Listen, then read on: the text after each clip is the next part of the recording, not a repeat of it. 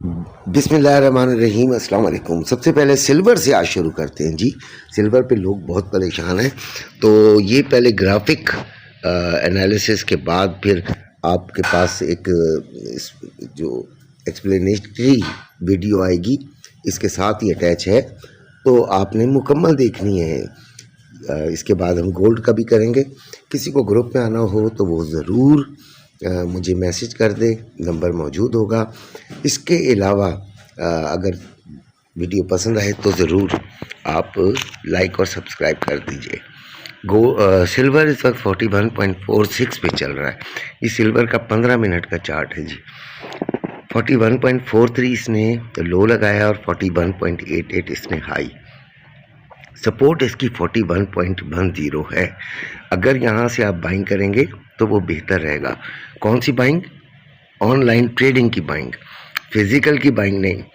फिर रेजिस्टेंस 41.70 से 41.90 है। ये कौन सी सेलिंग यहाँ से? ऑनलाइन ट्रेडिंग में, ठीक है, फॉरेक्स ट्रेडिंग के हवाले से। आपके फिज़िकल चांदी या सिल्वर के बारे में नहीं। अब सिल्वर जो है इस वक्त रेट, अब फिज़िकल वालों की बात है तो रेट चल रहा है 5470 रुपये में बाइंग और 5570 रुपये में सेलिंग। रेट के गिरने का चांस है, बिल्कुल है।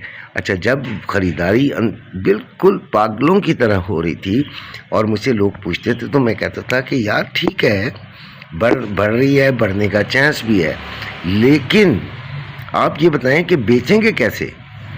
ख़रीदारी तो कर रहे हैं, आपसे कौन ख़रीदेगा? तो वही तकरीबन सिनेरियो आ गया था। यानी 6000 से ऊपर की ख़रीदारी है और 5000 में बेचा जा रहा है। तो देखें, एहतियात करें और आगे भी ख़रीदारी एहतियात से कीजिएगा। लेकिन अब इसको नीचे जाने दें। इसको अगर 40s में आता है, 40s में, और रेट जो है वो कम होता है, यानी मार्केट में भी उनको समझ आती है कि भाई अब चांदी का रेट हमें कम करना चाहिए, तो फिर आप वहाँ से ख़रीदारी कीजिएगा। अदरवाइज़ चांदी में अभी नहीं घुसने की ज़रूरत, वैसे आपकी अपनी मर्ज़ी जी। अब गोल्ड की बात करते हैं तो 3658 पे था जब मैं ये वीडियो बनाना शुरू कर रहा हूँ।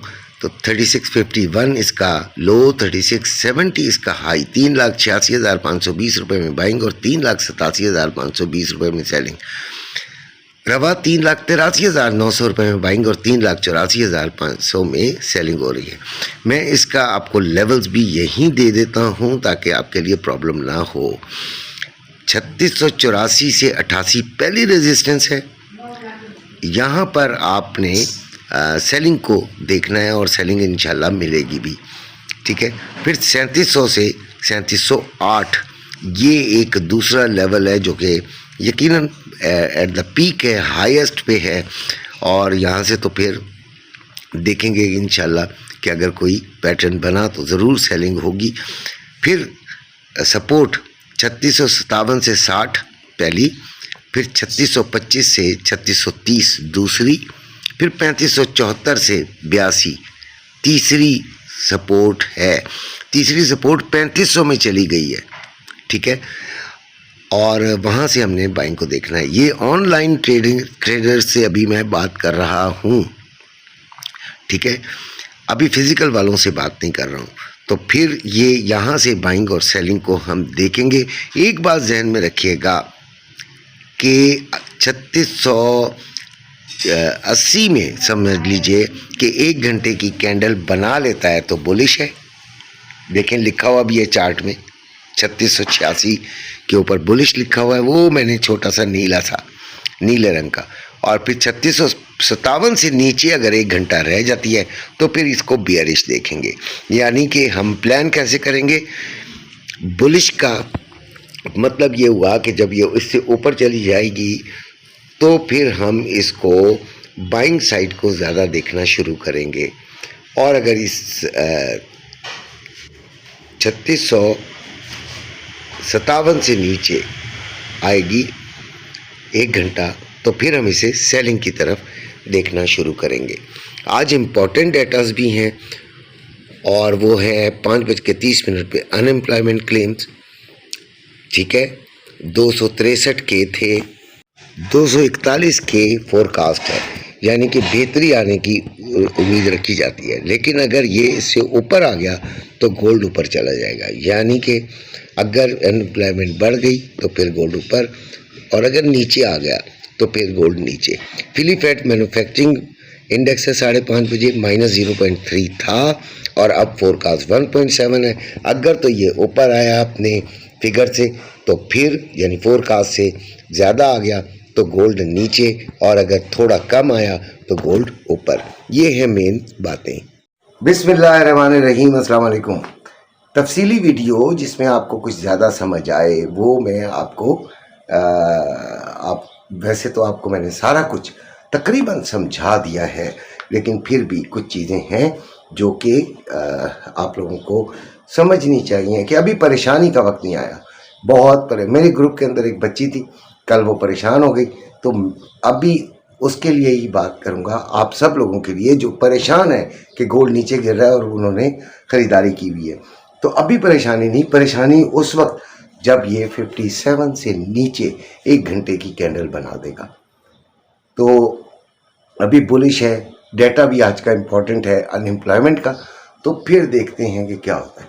अनएम्प्लॉयमेंट का डाटा अगर तो गोल्ड के फेवर में आ गया तो 20-30 की ये आपको अच्छी मूव दे सकता है, निकलने का चांस है, क्योंकि ख़रीदारी हमारे ग्रुप की काफ़ी नीचे से हुई हुई है, काफ़ी नीचे से, इसलिए कोई इतनी बड़ी परेशानी की बात नहीं है। सिल्वर का मैं मना करता रहा हूँ कि मत लीजिए, बहुत ज़्यादा लोग प्रेशर डालते हैं, ऐसे प्रेशर डालते हैं जैसे कि मैं रुकावट हूँ उनकी ख़रीदारी में। भाई मैं रुकावट नहीं हूँ किसी की, ना ख़रीदारी में ना फ़रोख्त में। मैं उनको एक मशवरा देता हूँ, मशवरा भी नहीं, एक एनालिसिस पेश करता हूँ अपने ईमानदारी से। दिल माने तो ले लिया करें, दिल ना माने तो बिल्कुल नहीं ख़रीदा करें। अभी जो आपको लेवल्स है वो मैं दे देता हूँ, ठीक है। 3684 से 88 पहला लेवल है रेजिस्टेंस का, ठीक है, आपके सामने आ रहा है। 37 से 700 से 3708 दूसरा लेवल है। फिर जो सपोर्ट है वो 3657 से 60 है, फिर 3625 से 3630 है, फिर 3574 से 82 है। ये लेवल्स हैं कौन से जी? सपोर्ट के। अब इन जगहों पर मार्केट आती है, ट्रेडिंग वालों से बात कर रहा हूँ, तो आपने बाइंग लेनी है, सपोर्ट पे बाइंग लेंगे। लेकिन एक बात याद रखिएगा, सपोर्ट टूटने के लिए भी होती है। तो जब तक कंफर्मेशन ना हो जाए, कंफर्मेशन सेटअप ना बन रहा हो, कोई कैंडल पैटर्न ऐसा ना हो, कोई निशानी ऐसी ना हो, तब तक नहीं गुस्सा करते। और फिर जो एसएल है उसे सही तरीके से डिसाइड करें। एसएल इतना छोटा भी ना हो कि वो आपका बेड़ा गर्क कर दे। बार बार 4-5 एसएल हों तो फिर एक बड़े एसएल के बराबर, बड़े तरीन एसएल के बराबर हो जाता है। तो बेहतर है कि एक ही दफ़ा अच्छी ट्रेड लें और बेहतर ट्रेड लें।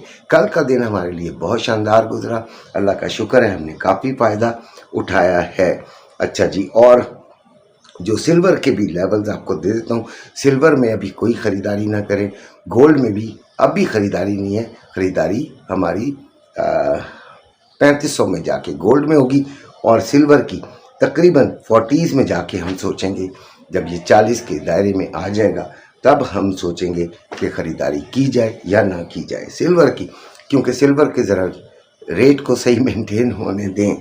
ठीक हो गया। और सिल्वर की जो रेजिस्टेंस है वो 41.70 से 41.90 और सपोर्ट 41.10 है। इसी के साथ आपसे इजाज़त चाहूँगा और अपना बहुत सा ख्याल रखिएगा। अल्लाह हाफिज़।